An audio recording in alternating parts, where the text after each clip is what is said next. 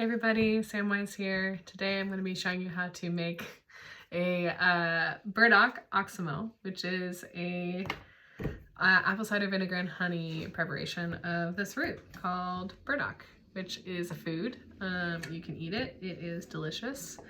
I'm going to start by just kind of chopping it up, kind of small, but I'm also going to run it through an immersion blender once we get it in the jar. But yeah, as I'm cutting it, it smells like really earthy. It's very, yeah, it just smells like fiber root. Like it smells like inulin. It smells like root that my digestive system, microbiota really wants to chew on. And yeah, I love burdock. It is a super grounding and nourishing herb. And we use it a lot in our house for that feeling of groundedness, or that feeling of like nourishment. And yeah, it's like known as an alterative, which is something like an herb that supports your healing by supporting like all of the body systems in functioning more optimally. So yeah, it's a really good one for skin. Like if you are experiencing eczema or psoriasis, something that has like a deeper root, this plant is really like nourishing to the liver.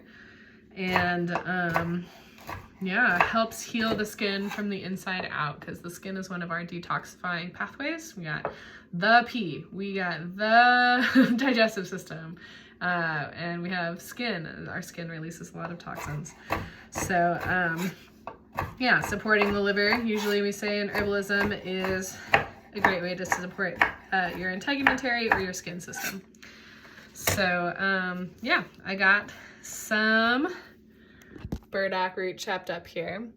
And what I'm going to do is I'm going to put it in a jar, and then I'm going to cover it with apple cider vinegar, and then I'm going to blend it so the pieces get really small, because yeah, I want as much surface area from all these little root bits as possible to be exposed to the apple cider vinegar so it can extract in the acetic acid of the vinegar.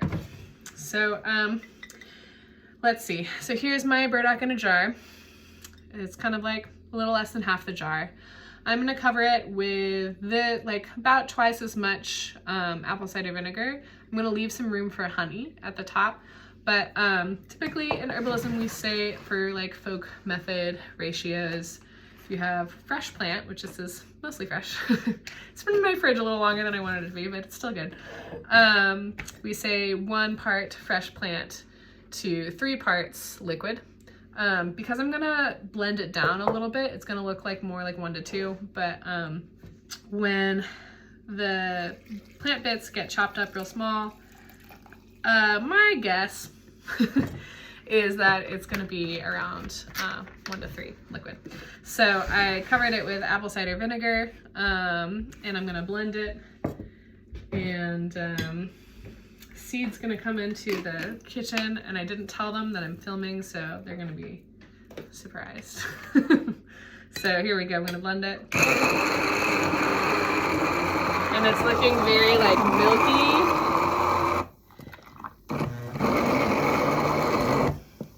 It's thinking about itself. It's not sure it wants to blend, but it will. We're gonna work on that a little bit. In the meantime, you know, maybe think about your favorite roots.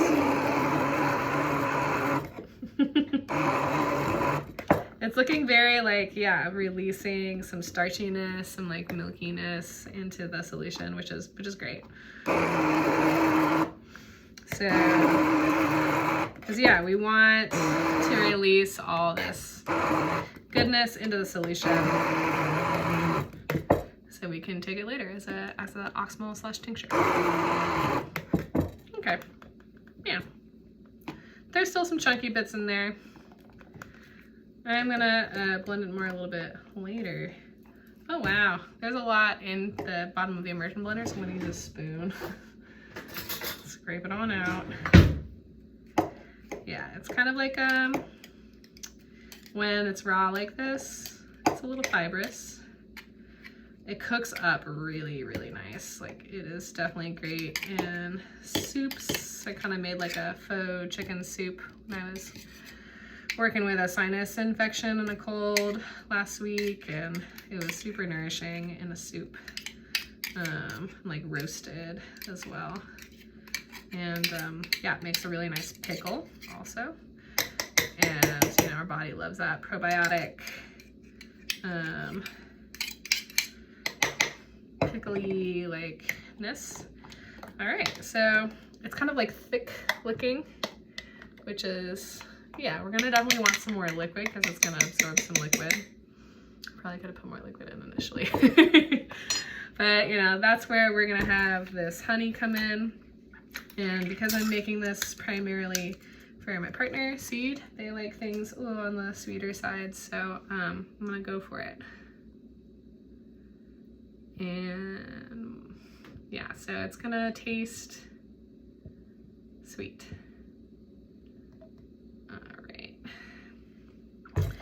And importantly, I'm gonna use a plastic lid with this oxymel preparation because if you use a metal lid, the vinegar will corrode the metal in the lid pretty quickly, like within a week.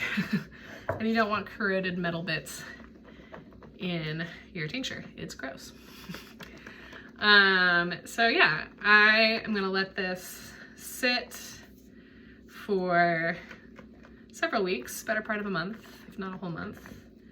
And then I will like press it and strain it, and there's gonna be lots of liquid that's held in the fibrous bits of the burdock. So I'm gonna make sure to use like a cheesecloth and like really, really, really squeeze it out. If I had a press, like a tincture press, I would use that. I might ask to borrow one from a colleague, we'll see. And then I'm gonna label it. So I'm gonna grab my labeler. We're super high tech here. We use the tape, we use the pen.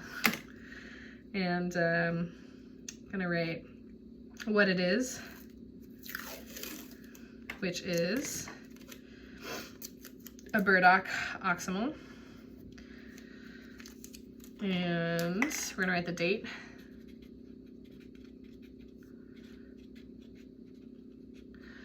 Ooh, I think it's the 23rd of April, 2023. And then I'm gonna leave it kind of somewhere obvious that I'm gonna see it every day that's like not directly in the sun in this nice cool place on my countertop so that I can like go past it and shake it when I see it. And it looks like this. So thanks for joining me for how to make a Burdock Oxymel. Hope it supports you in nourishing your digestive system, your energy grounding, your skin, your general sense of well-being. So thanks for joining me, and see you next time.